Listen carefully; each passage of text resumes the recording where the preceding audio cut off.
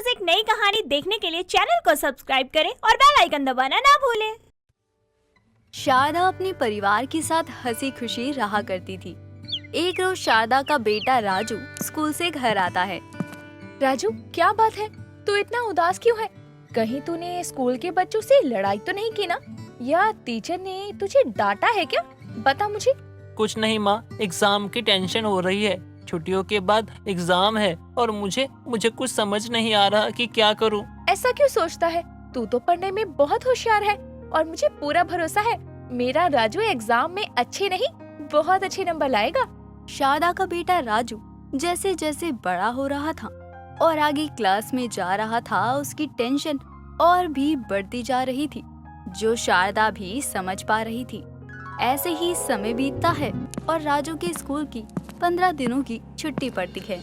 माँ, अब मैं 15 दिन तक घर पे बैठ तो नहीं सकता ना, और यहाँ तो मेरे दोस्त भी नहीं है। मैं सारा दिन क्या करूँगा?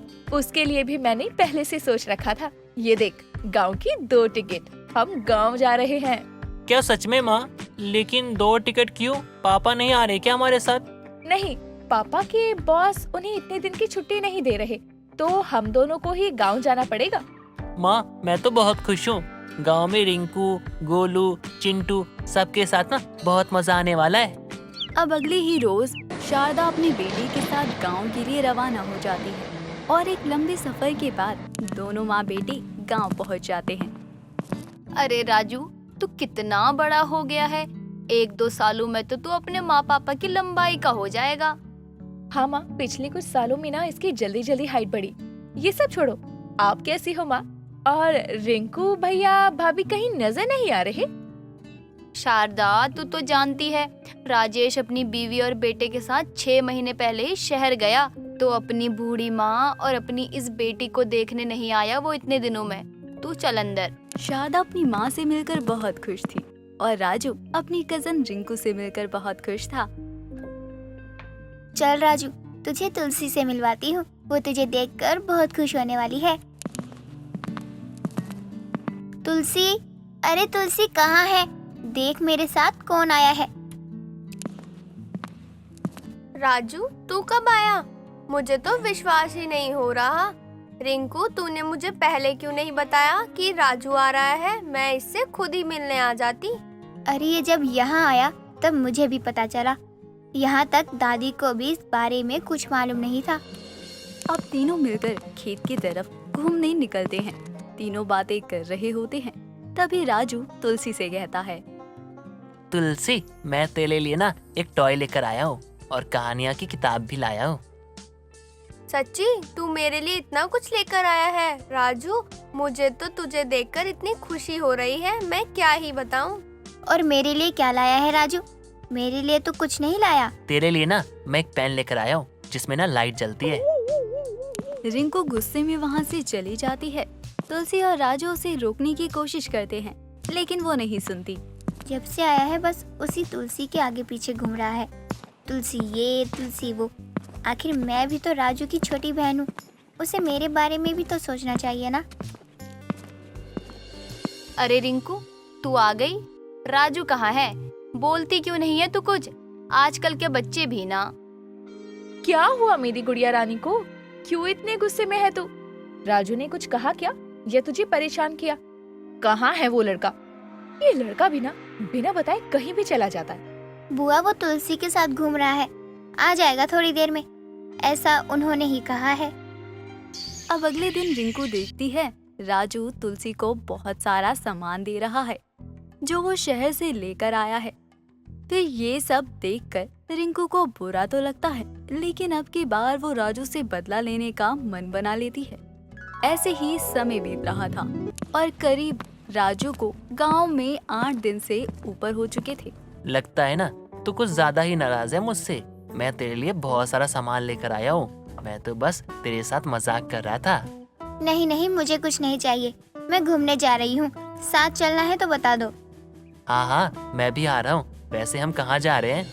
रिंकू राजू को उस जगह लेकर जाती है जहाँ कोई आता जाता नहीं था।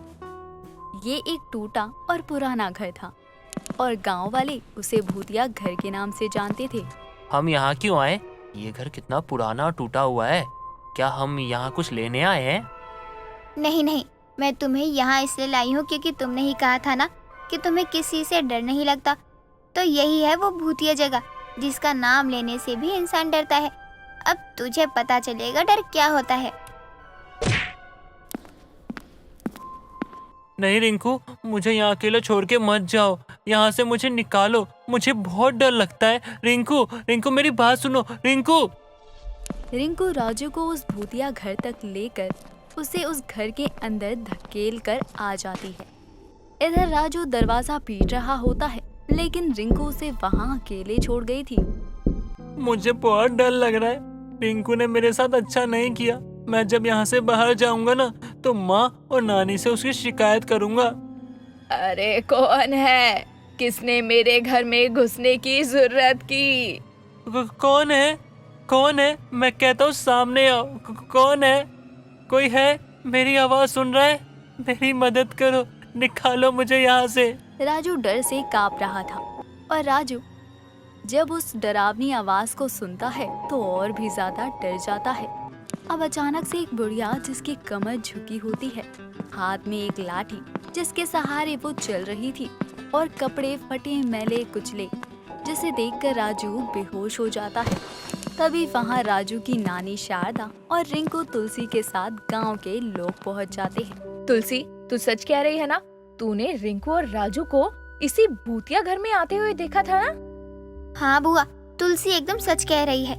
मैं ही राजू को यहाँ लेकर आई थी और इस भूतिया घर में बंद करके चली गई थी क्योंकि उन्होंने मुझे गिफ्ट नहीं दिया और तुलसी को बहुत कुछ दिया। ये बिल्कुल अपनी माँ पर गई है, लालची कहीं की। आप लोग देख क्या रहे हो? तोड़ दो इस दरवाजे को, ना जाने मेरा बच्चा कैसा होगा।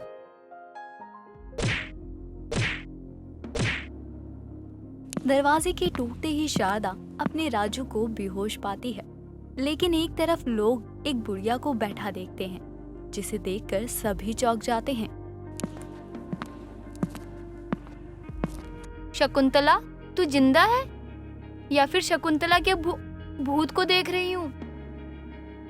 जिस राज को मैंने इतने समय से राज रखा हुआ था, आज वो आखिरकार सबके सामने आ गया। इस घर से हंसने और रोने की आवाज जो आती थी वो मैं निकालती थी, और वो साया जिससे सब डरते थे उसका किरदार भी मैंने निभाया था।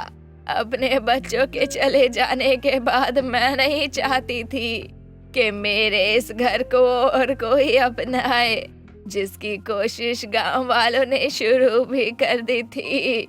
इसीलिए मैंने ये सारा नाटक किया और आज देखो ये सच्चाई सबके सामने आ ही गई। तो ये सब तूने इसीलिए किया? और तुझे पता है तेरे मौत की खबर से मैं कितना घबरा गई थी। मेरा बच्चा, तू ठीक तो है ना? भगवान का लाख लाख शुक्र है कि तू ठीक है मेरे लाल। सब कुछ सामने था।